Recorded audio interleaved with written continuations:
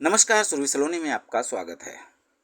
मंगलवार को तेरापंथ धर्मसंघ के 11वें अधिशास्ता आचार्य श्री महाश्रमण अपनी धवल सेना के साथ राजभवन यानी तेरापंथ भवन कांदिवली में पधारे, जहां तेरापंथ समाज के तमाम पदाधिकारियों सहित यहां तमाम श्रावक श्राविका एवं कार्यकर्ताओं ने भव्य स्वागत किया। आचार्य श्री प्रातः मीरा रोड से विहार करके कांदिवली पहुंचे थे, जहाँ विशाल रैली के साथ भवन में प्रवेश किया। उनके साथ तमाम साधु साध्वी वृंद ने जब भवन में प्रवेश किया तो यह नज़ारा बेहद मनमोहक दिख रहा था। स्वागत में पूरा समाज यहाँ खड़ा था, जिनमें जैन अजैन सभी आचार्य श्री की एक झलक पाने को बेताब नजर आ रहे थे। आचार्य श्री भवन परिसर में ही बने भव्य एवं विशाल सिद्ध मर्यादा समोसरण में उपस्थित जनता को पावन प्रतिबोध प्रदान करते हुए कहा कि मनुष्य चिंतनशील प्राणी होता है, उसमें विवेक शक्ति भी होती है। हालांकि सभी मनुष्यों को विवेक शक्ति एक जैसी नहीं हो सकती। शास्त्रों में एक बात बताई गई है कि आदमी को कोई भी ऐसा कार्य नहीं करना चाहिए जिसमें थोड़ा लाभ और ज़्यादा से ज़्यादा हानि हो। आदमी लाभ के लिए काम करे तो वह उसकी बुद्धिमत्ता, और जिसमें मात्र हानि ही हानि हो, ऐसा करना उसकी बुद्धिहीनता होती है। इसलिए मनुष्य ऐसा कार्य करे जिसमें लाभ ही लाभ हो। इस मौके पर साध्वी प्रमुखा जी ने भी अपने भावों की अभिव्यक्ति दी। देखिए सुरभि सलोनी की यह खास रिपोर्ट।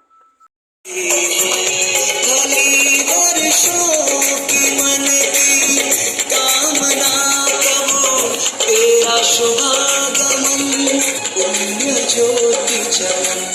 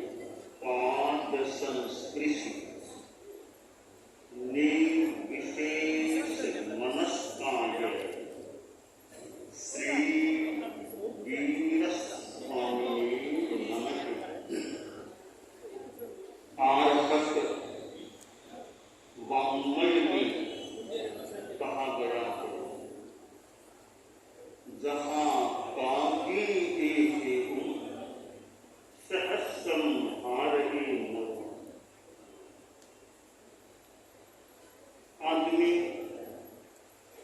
एक चिंतनशील प्राणी है, उसमें विवेक शक्ति भी होती है। सारे मनुष्य एक समान तो नहीं होते, फिर भी आदमी में बुद्धि होती है, समझदारी भी जितने अंशों में होती है वह होती है। एक सिद्धांत बनाया गया समझदारी का, बुद्धिमत्ता का, कि थोड़े के लिए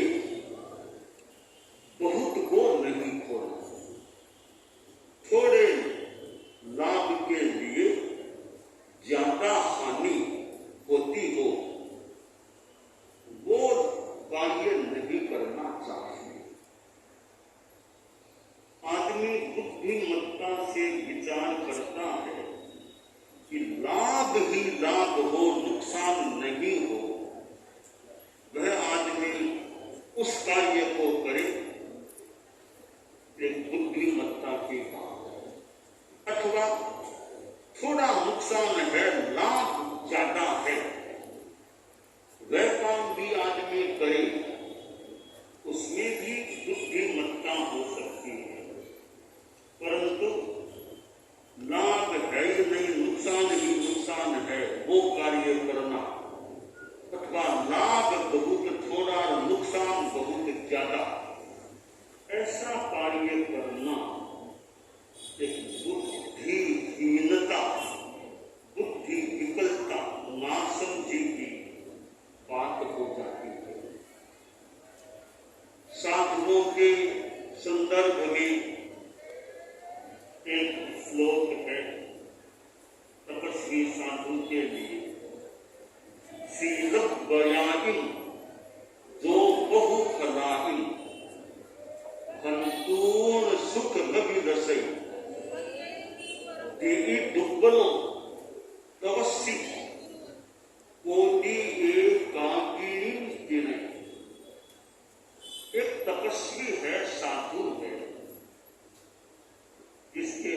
पास शील है, व्रत है, साधना है।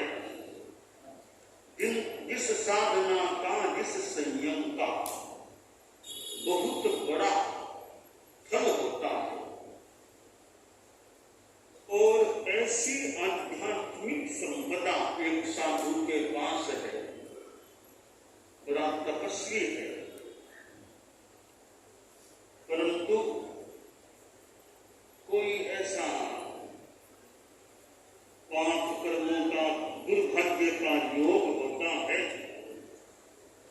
वह साधु उस साधुत्व को छोड़ देता है भौतिक सुखों के लिए और पुनः गृहवास में चला जाता है।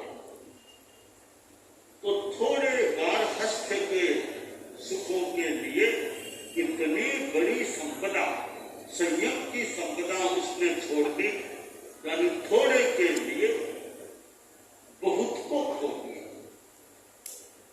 और साधु के पास जो संपदा है, आप लोग गृहस्थ हैं, आपके पास बड़ी से बड़ी भौतिक संपदा हो जाए, कीमती कीमती हीरे, करोड़ों करोड़ों की कीमत के हीरे आपके सामने हो सकते हैं, आपके पास हो सकते हैं, तो साधु के सामने कोई उन मूल्यवान करोड़ों करोड़ों की मूल्यवत्ता वाले हीरों को रखे।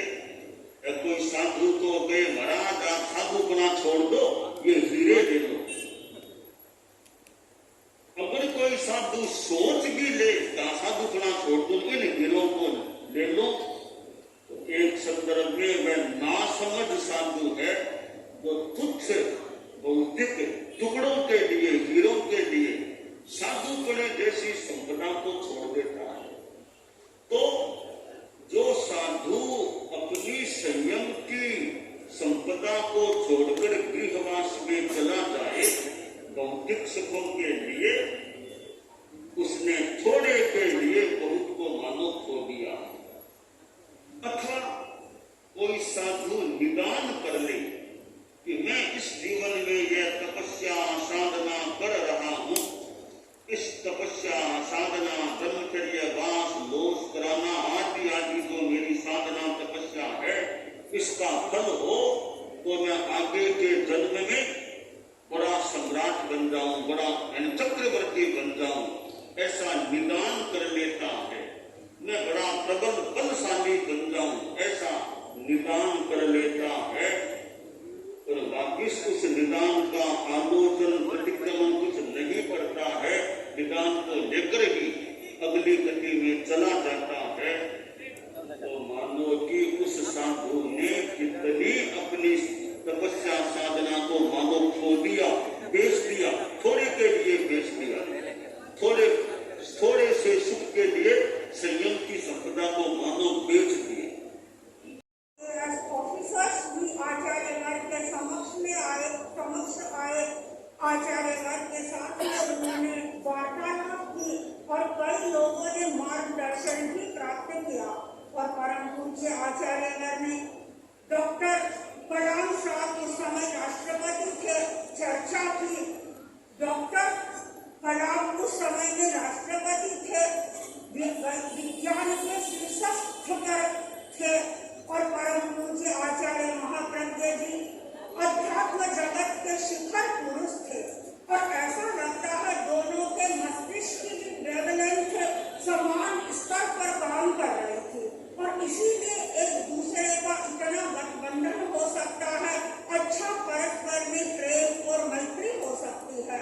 जैसा कि परम पूज्य आचार्यगण ने फरमाया, एक दिन रात्रि के समय में ही जैसे ही वो एयरपोर्ट से आए, सीधे कांदीवली तेरापंथ भवन में आए, आचार्यगण के साथ में लंबी चर्चा की, वार्तालाप किया।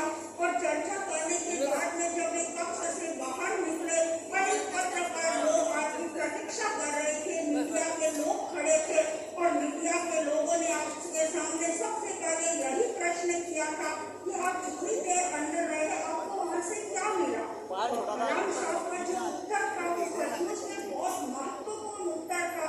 और उन्होंने कहा, एनलाइटनमेंट एंड एनर्जी, यानी मुझे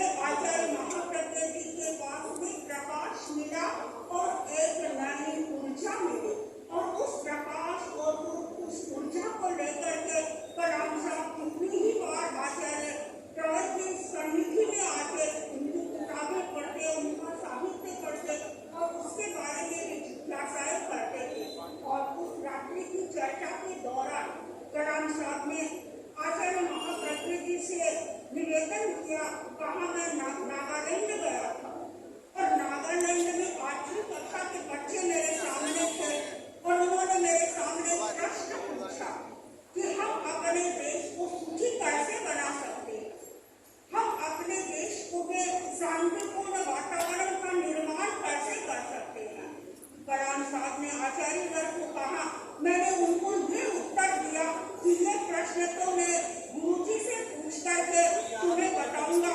और बच्चों को उन्होंने कहा कि आचार्य महाप्रज्ञ जी से उन्होंने कहा कि आचार्य जी यदि वे मुझे ये प्रश्न पूछते कि हम अपने देश का आर्थिक विकास कैसे करें तो मैं उन्हें बहुत अच्छी गाइडलाइन दे सकता था, मैं उन्हें बहुत अच्छी तरह से अपनी बात समझा सकता था। क्योंकि ये जो प्रश्न उन्होंने किया वह अध्यात्म जगत के साथ में जुड़ा हुआ है, शांति का संदर्भ अध्यात्म के साथ जुड़ा हुआ है और आध्यात्मिक विकास के लिए आप ही हमें मार्गदर्शन दे सकते हैं। कोई राजनीति के क्षेत्र में कार्य करने वाला इस प्रकार का हमें कोई मार्गदर्शन नहीं दे सकता। और वैसे ही अभी गुरु महाराज हमारे मेरे माता क्षेत्र में त्रिमूर्ति जैन मंदिर में भी पधारने वाले उधर की बात सब व्यवस्था कर दी है। और आपका सबसे बड़ा तकलीफ जो वहाँ है, जो रोड बनने नहीं बना, वो रोड भी मैंने पूरा अपन पास करके दिया है। आने वाले दिन में वो रोड भी आपको बना के दूंगा। ये सब गुरु की आशीर्वाद से हो रहा है। इतना मैं कहता हूँ, आप गुरु जी मुझे ऐसे आशीर्वाद प्रदान करें, इतना कहते मेरे बहुत सारे कार्यक्रम इसमें मैं जानना चाहता हूँ। तो आप मुझे अनुमति दे, इतना कहते मेरे 2 शब्द खत्म करता हूँ। जय